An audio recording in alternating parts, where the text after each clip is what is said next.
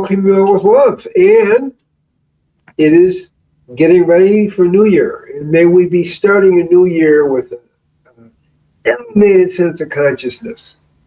So that's what I would really want to bless everyone with a wonderful new year of empowered living and expanded consciousness. Okay, so we're going to start like we usually do with a little bit of dancing and invite everybody to dance with me. And here we go.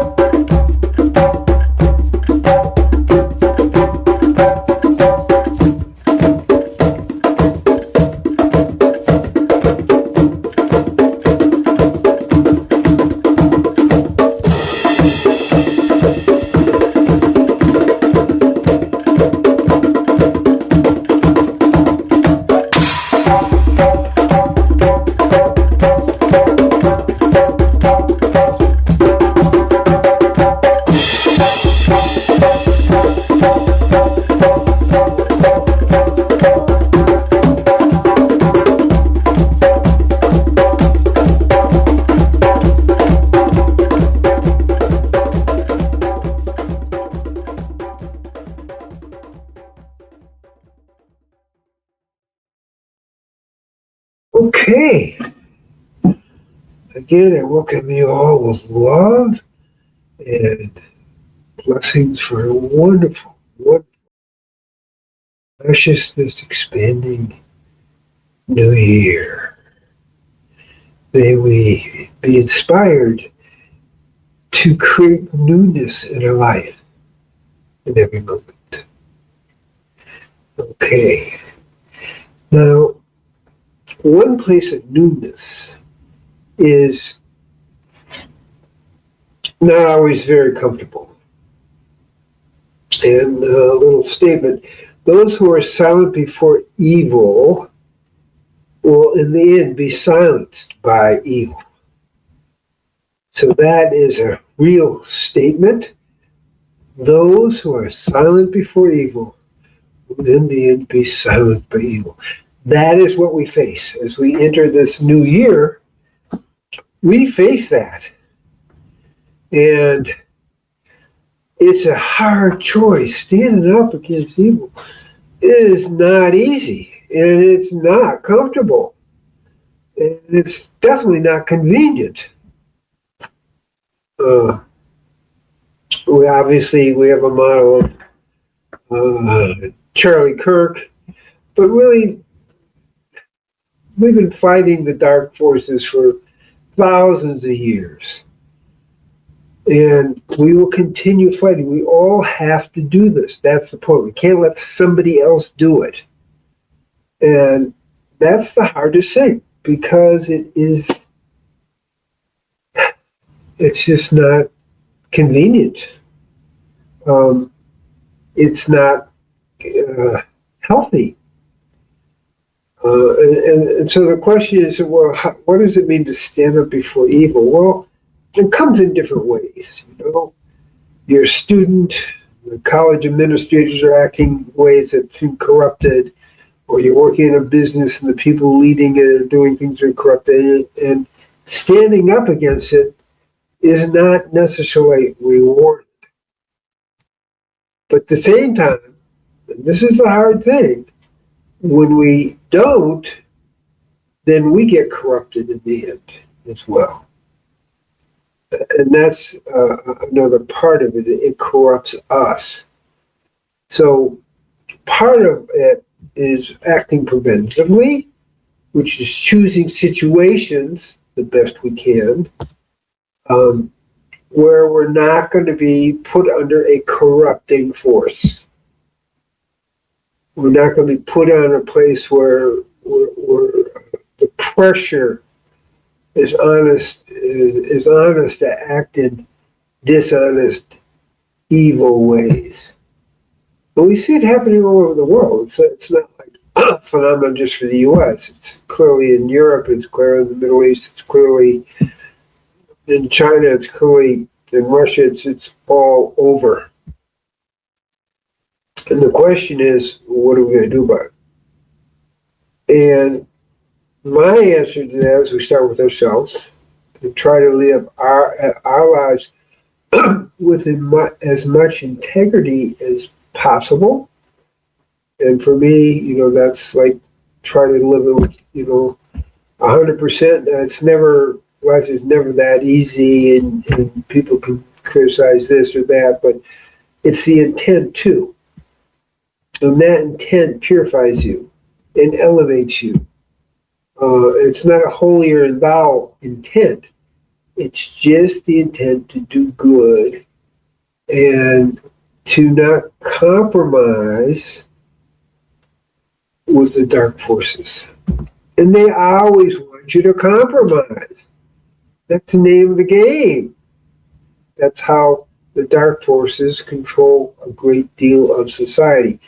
But we're entering a time where there's a kind of shift happening, where people are be much more willing to stand up, even though there may be some, immediate negative consequences. And that's the key. But we first have to believe in ourselves. We have to believe in this is a way of life that will elevate not only ourselves, our families, but the whole society. And ultimately, elevate us in terms of our spiritual life, elevate us, in higher realms of consciousness, of connecting with God. And we can derive some benefit from that. People do, they feel closer to God, they feel more holy. But there's another level to it where you're doing it because it's simply the right spiritual thing to do, not because you're going to get patted on the head for it or get acknowledged for it. It's simply the right way to live, the right thing to do. Those are our options. And our society is creating enough polarity, because it is a polarity, that we're getting clearer and clearer choices. And that's the key. The Sitting Bull, the teacher, used to teach that we have two wolves, a good wolf and a bad wolf.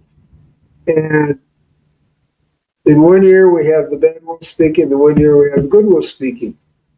And one of his students, one of his Indians said, well, how do we know who to listen to? And he said, that's your choice. You have to decide whether you're going to listen to the good wolf or the bad wolf. And no one else can make that choice for you. We can support you in your choices, but listening to the good wolf, living in an honorable way, in a way that's in harmony with the planet and with the people around you, and doing things that uplift the environment and uplift humanity. Those are your choices. So, and the consequence, of course, is when we speak up, we help prevent the dark stuff from happening. It's cumulative, It doesn't mean everything on the dark side stops, but it begins to shift the global consciousness in that direction.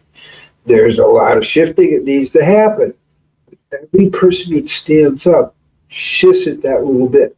And we may not even see it. We may not really acknowledge that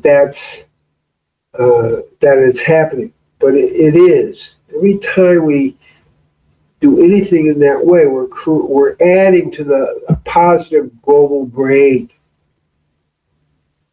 and that global brain begins to expand more and more in terms of consciousness, in terms of peace, in terms of oneness.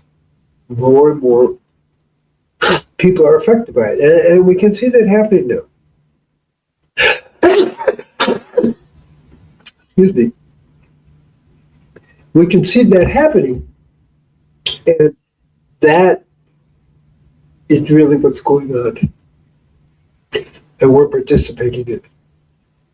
And you're either moving this way towards the light or this way to the darkness, and the choices are getting more and more clear, which makes our life easier, but it also presents us with, you're going to have to make a choice.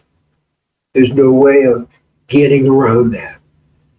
That's what we're all being faced with now. That's what we're all being faced with. And we all need to be conscious that we're making a choice. We can't slide away from it. That's the beauty of it, because we're getting a clear message, a clear position, in a clear, in essence, a clear choice. Not that it's an easy choice, because evil has a lot of immediate rewards, and the good is maybe not as immediate, but it aligns us with the divine. It elevates our consciousness in the long term. So, really want to blessing everyone in this coming cycle, New Year's cycle of 2026, that we take these choices seriously and begin more and more to become empowered by making the choice to let go of any darkness and move towards the light in every aspect of our life. May everyone be empowered to do that in every aspect. And with that, I wish you blessings for a new year. And I invite you to join our World Peace Meditation, which is every Sunday, 11:30 Eastern time in the U.S., where we meditate for peace. We also have a Peace 21 meditation, which we did last week, on the 21st equinox solstice, where we're also activating the energies of peace. And I invite everyone to also come to our spiritual fasting retreat, which will be in the Dominican Republic on May 26th for 1 week. So they're all opportunities to expand that way, and it's good. I'm actually still taking clients as well. People have that request, they asked me, and yeah, I still am. So that's how you can find out about that. And so there we are. You know, we just want to keep moving towards the light, moving towards the good and goodness in our lives. May everybody be blessed that we are successful in doing this. They're going to say one step at a time. But every time we succeed in one step, it's easier to take the next step. And so, peace be with you. Shalom, shalom, shalom. Om Shanti, Shanti, Shanti. Om Takyasana. Ahu.